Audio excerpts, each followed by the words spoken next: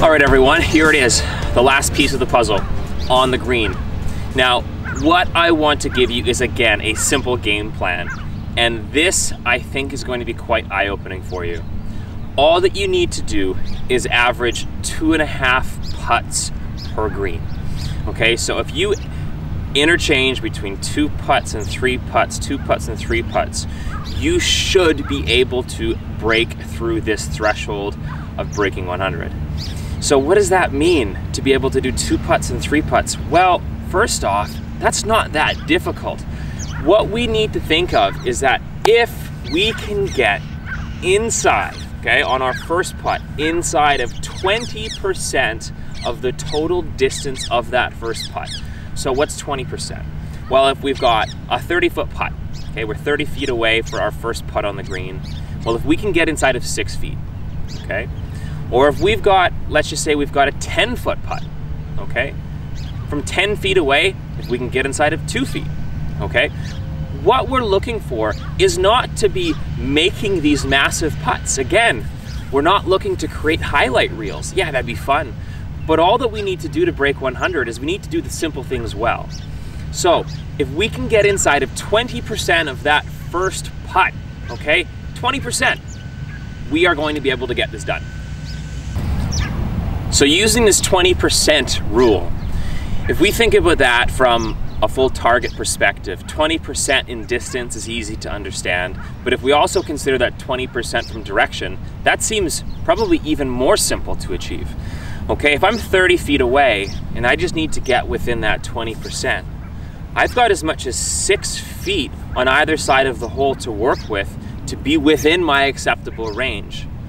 Well, it doesn't take anything too crazy to be able to aim within 6 feet from 30 feet away. That's a fairly simple task. The biggest one you're going to find is the distance control. And this is where people make the biggest jumps when it comes to improving their putting. If you can get better at managing distance, you're going to find this ability to 2-putt, or let's just say never have more than 3 putts, become more of a reality. So from 30 feet away, if we can aim, let's just say within a couple feet of the hole, that's quite simple. We can take care of that in no time. So the task becomes a lot more of a distance controlled task. So that means that consciously, that's where we need to be. We need to have our brain in a mindset of depth perception, of speed control, because that's what's going to get us to our target here. So I've got a 30-foot putt here, and what I'm going to focus on is a little bit of direction, because obviously it'd be lovely to make it. Okay, so I know this putt moves slightly from right to left, so I'm going to give it some space on the right-hand side, playing a foot, foot and a half. Aim my putter.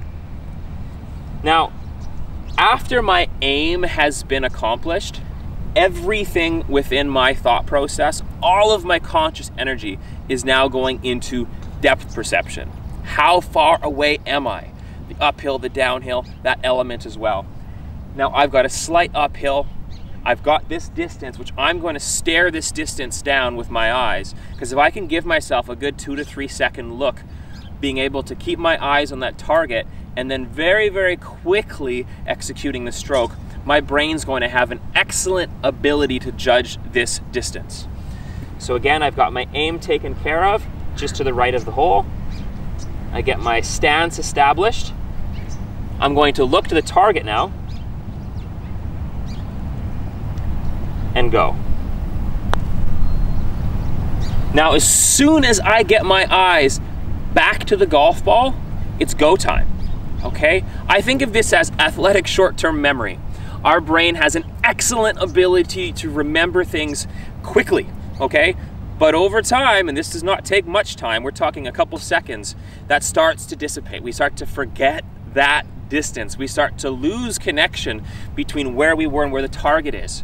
But if I can keep that moment very, very short, from looking at the target to looking back to the ball and executing the stroke, I'm going to have a much better ability to be able to achieve the distance that I need.